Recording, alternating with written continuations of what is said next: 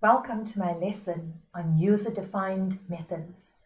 This is lesson 2, and in this lesson we're going to focus on the use of creating and designing your own procedures with and without parameters.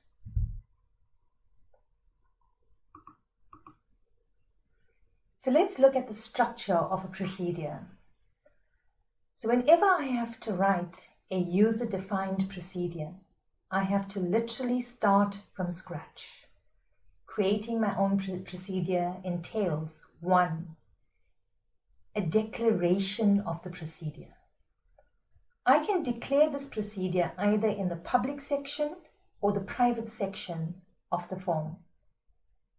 2. Define the procedure. This is the actual code that you will write inside the procedure, and it comes after the implementation section. And lastly, call or invoke the procedure. So quickly, 3 things I need to do when I create a procedure from scratch. Declare the procedure, write the actual code, and call the procedure. The syntax of a procedure.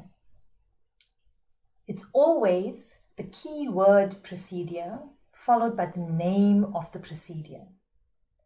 Keyword procedure followed by the name of the procedure. So in this first example, you can see I am not passing any parameters to this procedure. In the second example, it's the keyword procedure, the name of the procedure, I called it greeting, and I'm sending a parameter to the procedure greeting. This parameter is a variable, and when I bring in the variable, it's followed with a colon and then the data type of that variable. Again, the keyword procedure followed by the name of the procedure, and then the parameter must include the variable colon the data type. This is an activity on procedures, and we're going to do this in this lesson. Create a form called form hello world. We will code a procedure hello world that takes no parameters. When the procedure is called by the program, a message box stating hello world will be displayed.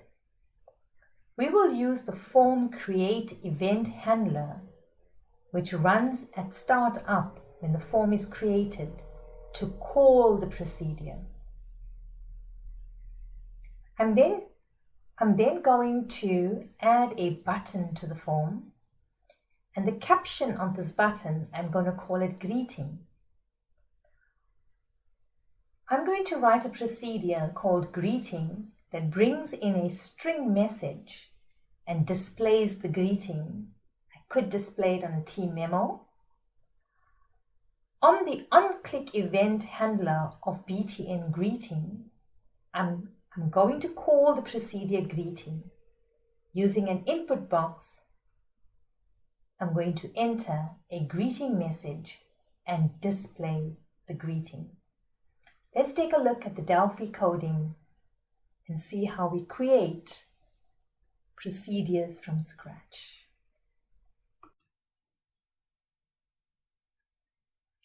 Okay, so I have created a project and I've called my project create procedure _u. All I did was put a memo onto the form. I can use it to display some particular message for today's exercise. So let's look at some coding. So the first thing I want to do is I want to declare my procedure, and I need to declare the first procedure called hello world. I can declare it in the private section, and if I do that, then it can only be accessed from this unit. But if I decide that I want to declare it in the public section, then becomes accessible from out of the unit. all depending on accessibility, I can decide whether I want to put it private or whether I want to declare it public. So today I'm going to show you a declaration in the private section. So remember, the declaration starts with the keyword procedure, followed by the name of the procedure, and the name of the procedure is Hello World. So what I have done is I've actually declared a procedure and I've called it Hello World. My next process is to now go and write some coding for this procedure. In order to get the framework for the procedure, you can press your Control, Shift, and the letter C. And that brings you to the framework for the procedure. Let's go back. So to get the framework, it's your Control, followed by your Shift key, followed by the letter C. Okay? So it's Control, Shift, and C. And that will bring you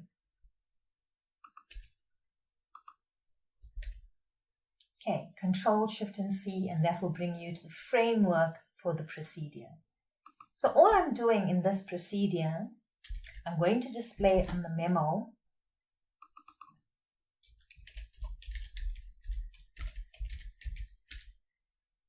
so clear as a procedure, a predefined procedure. I'm going to be now writing my own procedure. Okay. And all I want to display is a message. Message I want to display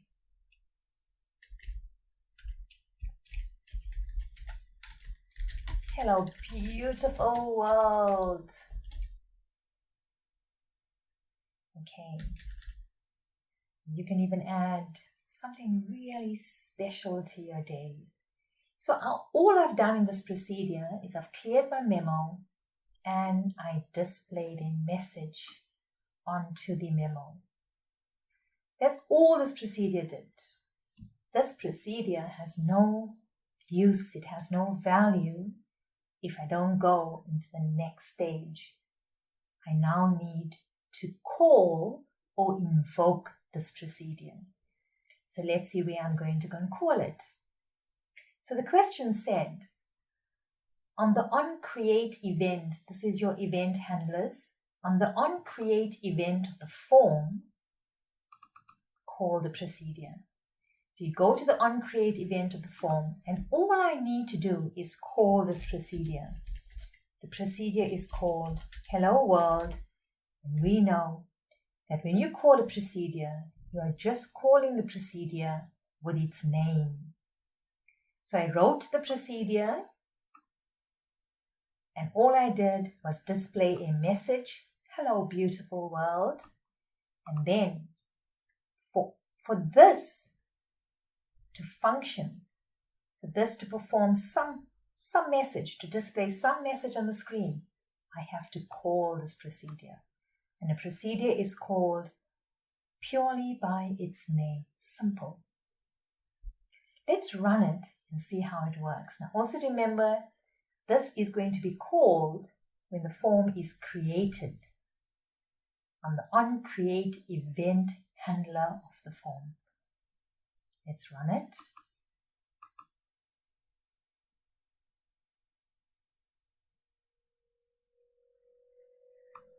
So when the form is created at runtime, it's going to display, hello beautiful world. Now let's look at the same exercise, and I'm going to put a button. So I'm going to drag a button onto my form. I'm going to go to properties and the caption. I'm just going to call this greeting. Let's give that greeting a name.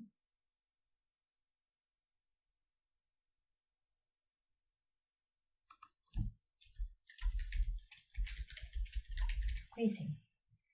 Okay. Let's go and write a procedure for this greeting.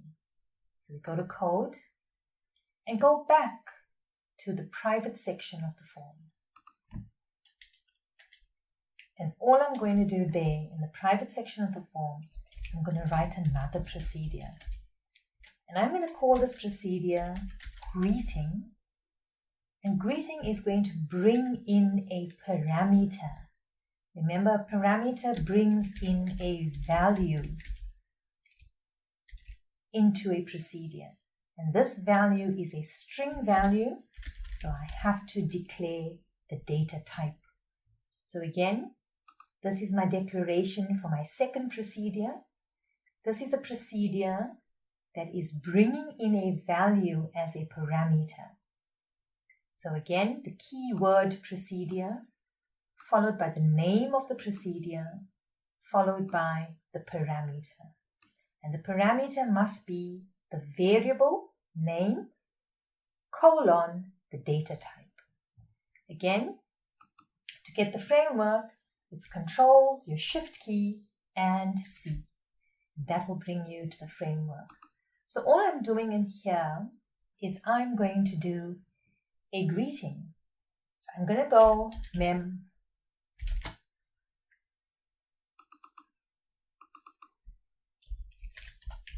.lines.clear. I'm going to clear my memo.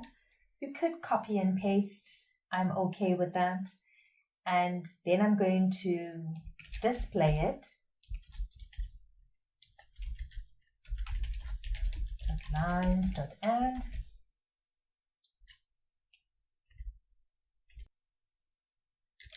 Let's display now message.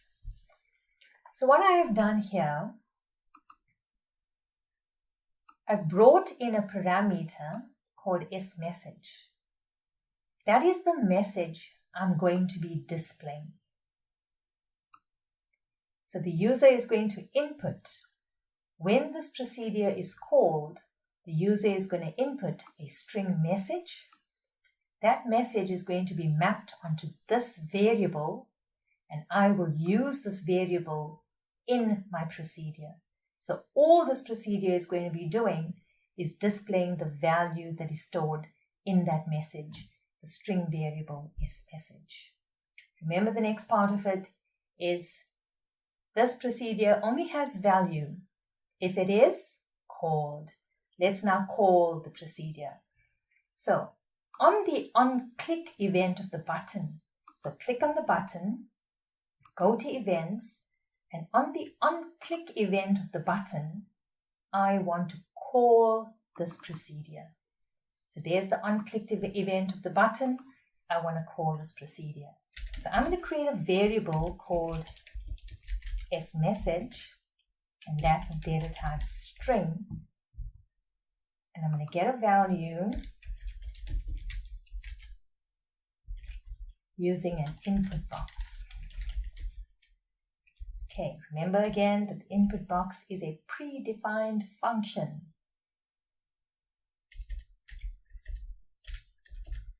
Okay, so let's quickly put in some heading and let's call it greeting. Prompt the user to do something, get greeting or get message, something user-friendly. What I now need to do, this procedure greeting, I need to call it. So where the procedure is declared and defined, this parameter is called a formal parameter. Okay, so let's put in a comment here. This parameter is called a formal parameter. Okay, so where the method declaration, where it's defined, where this procedure is defined, this parameter is called a formal parameter. Remember that the number of formal parameters must equal to the number of actual parameters when it is called. So when BTN greeting, the button is clicked, this procedure will now run. And what's the name of the procedure? Greeting. And remember, greeting was written with a parameter. I cannot call it without the parameter. So I have to call it with sMessage. So the program starts running from here, where it is called. Remember I said to you, writing a procedure, it has no value or no use if it is not called. So the program starts running from when it is called. It runs from here.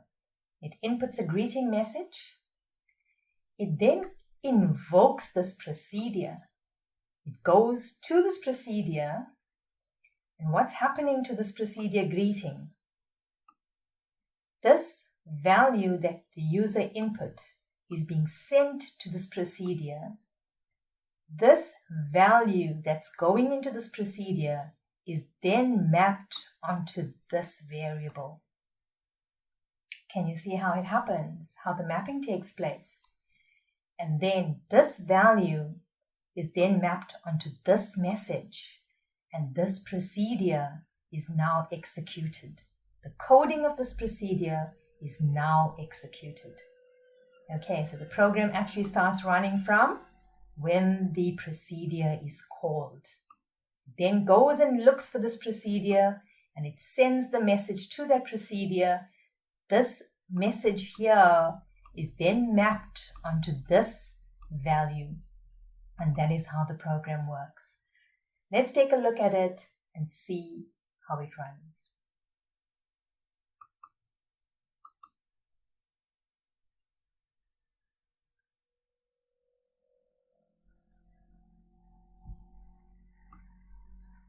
Okay, so when btn greeting is clicked, I'm going to enter a greeting. Good afternoon. And it's going to display good afternoon. Let's try another example. If I said goeiemôre, it's going to display goeiemôre. So let's go through what we did again quickly. So remember, where the procedure is called, this parameter is called an actual parameter. And a parameter brings in a value into a procedure. Actual parameter. Where this method is declared, where this procedure is defined and declared, this parameter is called a formal parameter. The rule is that the data type of the formal parameter must be exactly the same as the data type of the actual parameter. And my actual parameter data type is of data type string. Secondly, the number of formal parameters must equal to the number of actual parameters. So if I am sending one value here, I must call it with one value. If I have two values here, I must call it with two values in my calling statements, where it is called. And the order, so if I have a number of parameters here, the order must be the same as well. I could have a number of different variables with different data types. The data types must be the same as the data types here, and the order must also be the same. Thank you, learners, for listening. Stay motivated, stay inspired, and follow me on my next video.